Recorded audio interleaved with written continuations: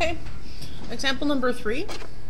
Well, the strategy of putting everything in sine and cosine is not necessarily going to work here because everything's already in sine and cosine. So what I'm going to do is just focus on the left side of this equation only. I have 2 terms here. Both of those terms have the sine in it, so I'm going to factor that out. Factoring, we did that back in first try. So if I factor out the sine of x, I get 1 minus cosine squared. Again, just working on this side. This, inside the parentheses, has a squared term, and it has a 1.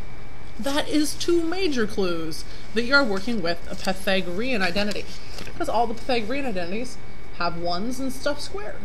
So 1 minus cosine squared is this one right here. What is that equal to? That is equal to sine squared. So inside the parentheses, I'm going to replace this with sine squared.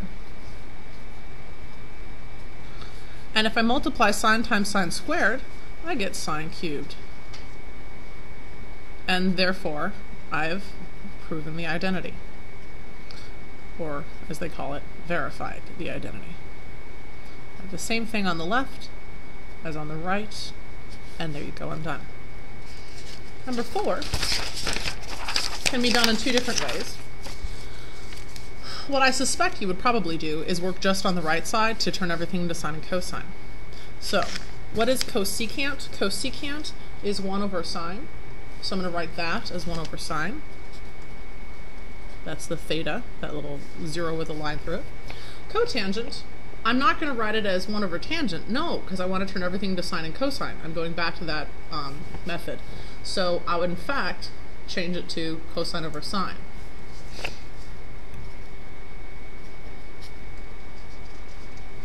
Now if I add these 2 together, because I can, 2 denominators are matching, I get 1 plus cosine on the top over sine on the bottom. And there you go.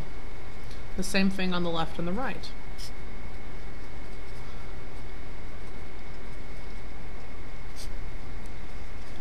And done. Now, number 5. Number 5 is a very long one. Keep in mind that we have to work with these 2 sides separately. You cannot solve it like a regular equation. So the easy part is the right side. I'm going to change 2 cosecant. Actually, no. I'm just going to leave that the way it is. Let's just work with the left-hand side. Now this is difficult. We have 2 different fractions and a plus sign in between. So what am I going to do here? I'm going to try to add them together. To do that, I need a common denominator. So the left fraction, I'm going to multiply by this denominator, sine, on the top and the bottom. The right fraction, I'm going to multiply by the other denominator, 1 plus cosine, on the top and the bottom. Now this gets confusing because there's already a lot of parts that match. But basically I'm just multiplying one fraction by the other fraction's denominator. So you can see sine times sine. On this one I get sine squared over sine times 1 plus cosine.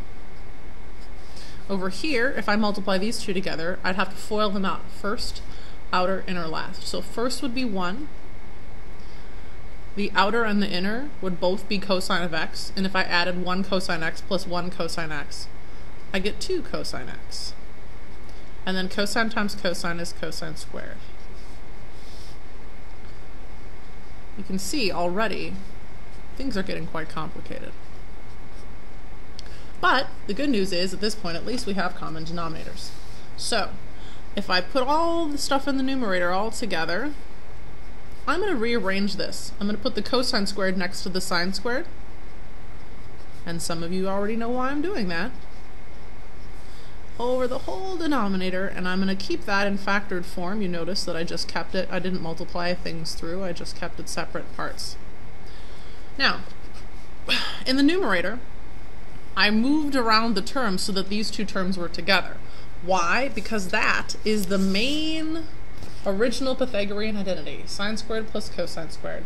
I know that that equals 1. So I'm going to take those 2 terms out and replace it with the number 1.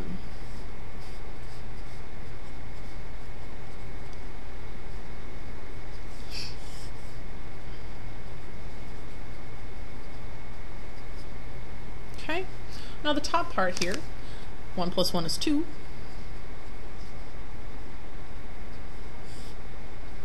Almost done. If I factor out a 2 from the top, I get 2 times 1 plus cosine x over sine of x times 1 plus cosine of x. And the things, these two entities in the parentheses, those are going to cancel. So this whole 1 plus cosine x cancels with the 1 on the bottom, which gives me 2 over sine of x. And 2 over sine of x is the same as 2 times 1 over sine of x. And 2 times 1 over sine of x is cosecant. Or, I'm sorry, 2, and then cosecant x. So, I've now proven that the left-hand side is 2 cosecant x of the original stuff that I started with up here. And then the right-hand side is also equal to, it is also 2 cosecant x. So I've proven the left side and the right side are the same thing. Finally, example number 6, thankfully is a little bit shorter than number 5.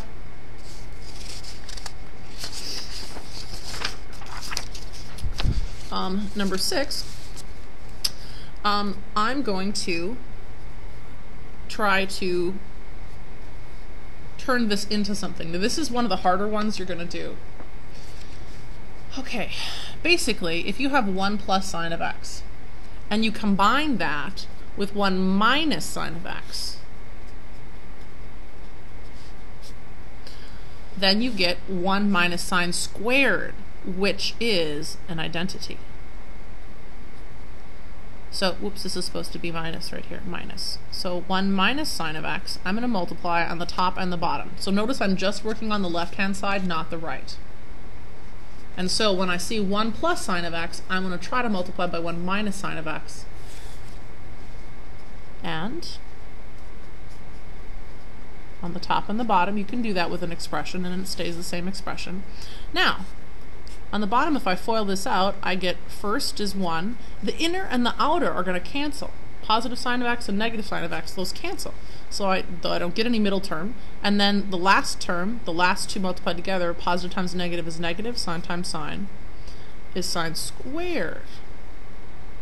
Now this denominator is now, we have created a Pythagorean part, because 1 minus sine squared is right there. It is equal to cosine squared.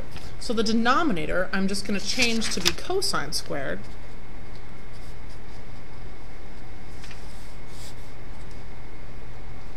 Which can also be written as cosine times cosine. And then these two cosines will cancel. And so we get 1 minus sine of x over cosine, which is the same as the right, and we're done.